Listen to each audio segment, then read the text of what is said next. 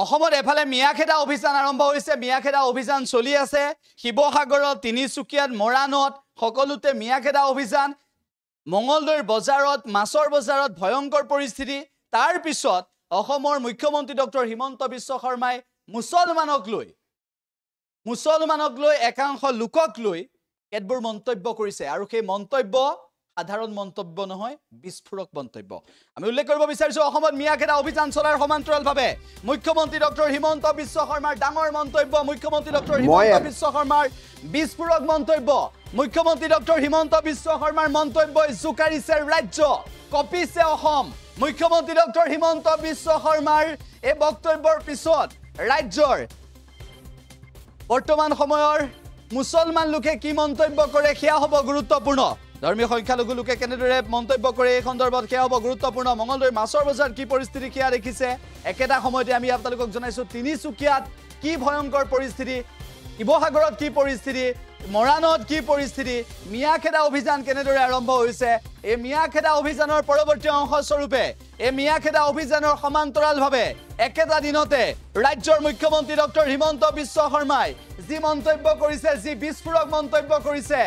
মুছলমান সমাজে বক্তব্য কি ক'ব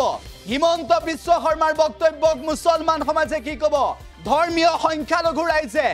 মুখ্যমন্ত্ৰী ডক্টৰ হিমন্ত বিশ্ব শৰ্মাৰ এই বক্তব্য কি ক'ব এফালে মিয়াখেদা অভিযান আনফালে মুখ্যমন্ত্ৰী ডক্টৰ হিমন্ত বিশ্ব শৰ্মাৰ মন্তব্য এফালে উজনিৰ শিৱসাগৰত মৰাণত তিনিচুকীয়াত মিয়াখেদা অভিযান আনফালে মঙ্গলদৈৰ মাছৰ বজাৰত মিয়াই প্ৰহাৰ কৰিলে নৰেন্দ্ৰ হাজৰিকাক তাৰ পৰৱৰ্তী সময়ত মুখ্যমন্ত্ৰী ডক্টৰ হিমন্ত বিশ্ব শৰ্মাৰ এই মন্তব্য ৰাজ্যৰ ৰাজনীতি কি হৈছে ৰাজ্যৰ পৰিস্থিতি কোন দিশে যাবলগীয়া হৈছে আৰু ৰাজ্যৰ পৰিস্থিতি কোন দিশে যাব এই সময়ত কি আটাইতকৈ ডাঙৰ বিষয় হৈ পৰিছে হিমন্ত বিশ্ব শৰ্মাৰ ৰাজ্য জুকাৰি যোৱা আজিৰ দিনটোৰ ভয়ংকৰ মন্তব্য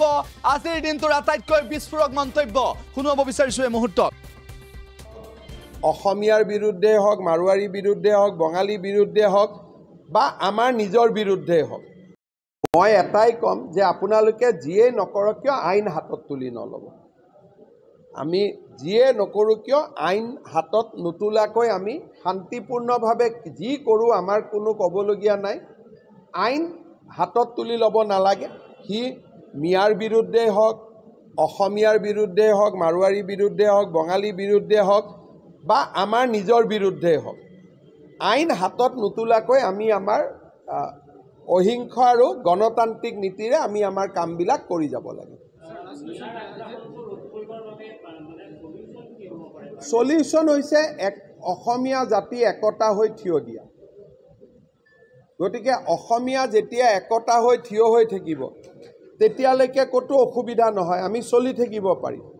কিন্তু আমিয়ে যেতিয়া একতা হৈ নাথাকোঁ তেতিয়া আমি দুৰ্বল হৈ যাম আজি ঢিঙত যদি আপোনালোকে চাই এইটো খালি ধৰ্ষণৰ ঘটনা নহয় অসমীয়া মানুহখিনিক বাৰে বাৰে ভীতিগ্ৰস্ত কৰি থকা হৈছে যাতে শেষ অসমীয়াখিনিও তাৰ পৰা ওলাই আহে এদিন ঢিং অসমীয়া সভ্যতাৰ পীঠভূমি আছিলে আজি তাত এতিয়া 10,000 অসমীয়া মানুহো নাই ঢিং টাউনক বাদ দিলে তাত আৰু অসমীয়া মানুহ নায়েই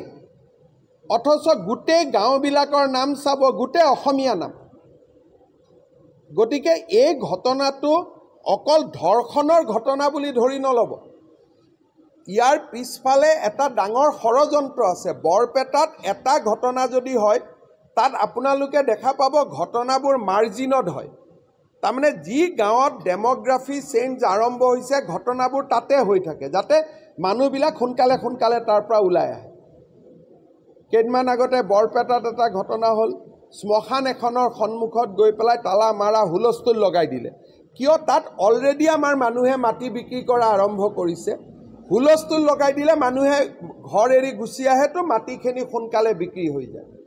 চ' ইয়াৰ লগত মাটি বিক্ৰী এটা ডাঙৰ ষড়যন্ত্ৰ লুকাই থাকে আজিয়ে মই আপোনাক কওঁ ঢিঙত যিজনী ছোৱালীৰ লগত ঘটনাটো হ'ল পৰিয়ালটোৱে মোক আজি জনাইছে যে তেওঁলোক আৰু ঢিঙত থাকিব নোখোজে তাৰমানে কি এটা সফল হৈ গ'ল 5 বিঘা মাটি গ'ল আৰু মাটিটো কোনে কিনিব এনেকুৱা অদ্ভুত দাম তেওঁলোকে আগবঢ়াই দিয়ে যি মাটিৰ দাম 5 লাখ টকা 50 লাখ টকা দিম বুলি কৈ দিয়ে তেতিয়া মানুহে আৰু কিমান দেৰি ৰখি থাকিব ঠিক আছে যদি 50 লাখ টকা মই পায়ে যাওঁ নগাঁও টাউনত মাটি এডোখৰ পাম গতিকে মানুহে 50 লাখ টকাটো লৈ লয় যিকোনো খবৰৰ বাবে যোগাযোগ কৰক 7099017330 অথবা 7099017390 নম্বৰ